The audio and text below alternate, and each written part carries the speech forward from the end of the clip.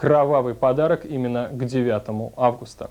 Стоит сказать, что эту задачу они выполнили поистине превосходно. С этим не спорит сейчас даже федеральное командование и государственное телевидение.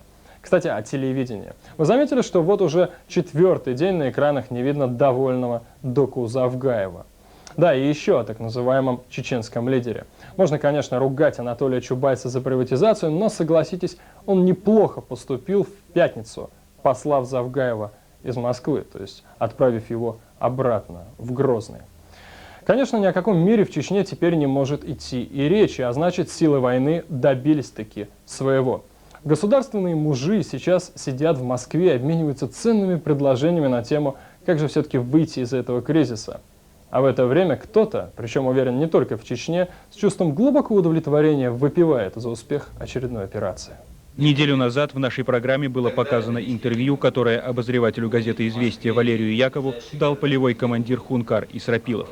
Тогда его высказывания могли показаться пустой бравадой, особенно на фоне безоблачных речей Доку Завгаева. В селах у нас и Тумкалинского района жители контролируют ситуацию. Ни одного боевика в этих селах нет. А если и были, скажем, выходцы из этих сел, само село заставило прекратить эту деятельность. В других районах у нас проблем, слава богу, нет.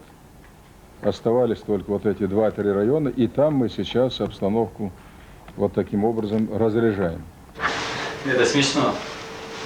Сегодня единственное, что нас сдерживает, это приказы главнокомандующего Зелимхана Яндарбиева и приказы начальника главного штаба Аслана Масхадова.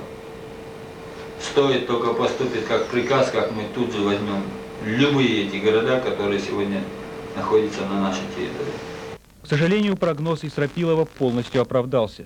Уже тогда было понятно, что все разговоры о том, что боевики обескровлены и оттеснены на скальные массивы, рассчитаны на несведущих обывателей. В свое время эти сообщения озвучивал Олег Лобов. И он же стал первой жертвой поиска виновных в трагедии. Но сменивший его на посту представителя президента в Чечне Александр Лебедь уже подвергается критике за то, что устранился от решения чеченской проблемы. Он человек военный, ему это сподручней, он там, наверное, больше. Ему это, может быть, удобнее сейчас. Попробует, или посмотрит, разберется, кое-что, наверное, ему там будет для работы. Я думаю, что он справится. Но он просто должен справиться. Список виновных в трагедии можно издавать отдельной книгой. Телефоны Министерства обороны, МВД и Министерства по делам национальностей молчат, как будто там отключили связь. Сейчас все задаются вопросом, как могли федеральные власти недооценить обстановку и допустить грозненскую катастрофу. С самого начала 6 августа прошла информация, что в город вошли 2 небольшие группы боевиков, где-то по 300 человек. Я думаю, что это немножко усыпило бдительность, исходя из того, что там, в Грозном, в самом городе нет вооруженных сил. Все без исключения средства массовой информации говорят о том, что о готовящейся акции могли не знать разве что слепо-глухонемые. Говорят о том, что мирные жители стали заранее покидать Грозный и одновременно в город стали просачиваться боевики в гражданской одежде. Мы регулярно ко всем датам и дням получали сообщения о готовящихся акциях, об ожидаемом занятии Грозного и вхождении в Грозный. Принимали меры, как, значит, всегда это водится. И я вот сейчас и в те дни вспоминаю обстановку перед Великой Отечественной войной, когда мы уже с опытом многих лет говорим, как же вот, значит, не увидели, все было явно. Жизнь, конечно, сложнее. По словам Владимира Зорина, своей акцией сепаратисты преследовали несколько целей. Прекращение спецопераций со стороны федеральных войск, подрыв позиций Доку Завгаева, демонстрация силы и, наконец, попытка сделать Кремль более сговорчивым при возможном возобновлении переговоров. Насколько им удалось добиться своего? Сначала Сергей Степашин заявил, мол, никаких переговоров. Одновременно резкие заявления сделал Виктор Черномырдин. Однако это можно считать первой реакцией на жестокое кровопролитие. Иного и не стоило ждать. Вспомните, также сепаратисты отреагировали на гибель Дудаева. Уже вчера, выступая в Госдуме, Виктор Черномырдин высказался по поводу будущих переговоров более осторожно. Еще раз хочу подчеркнуть, чисто военные решения – это тупик.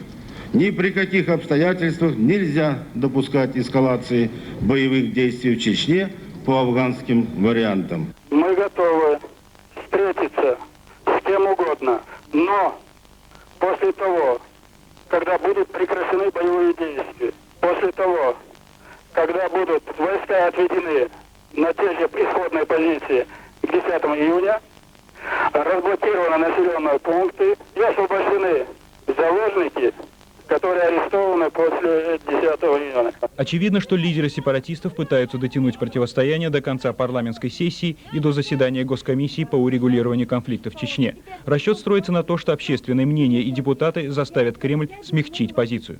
Хотя сообщения о том, что боевики отрубают головы контрактникам, могут вызвать у российской общественности только возмущение. Последние события показали, что первичным это вопрос о власти для тех людей, которые участвовали на наших переговорах. В этом смысле оценка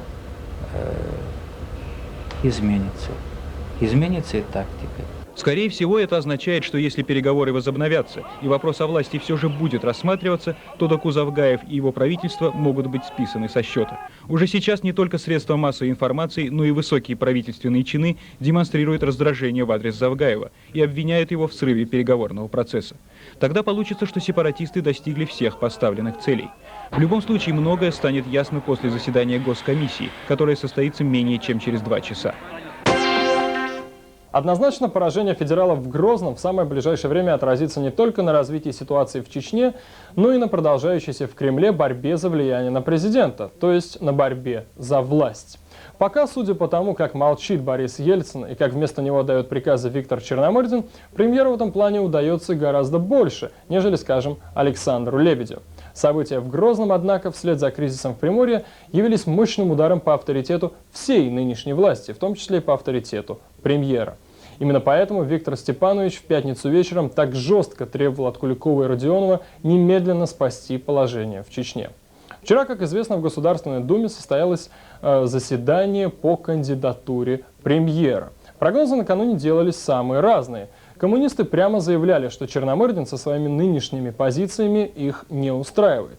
В Кремле же были настроены оптимистично. Цитирую одного из президентских помощников: «Все пройдет нормально». Тем не менее, до самого последнего момента никто не мог гарантировать на все 100 благополучный для власти результат голосования.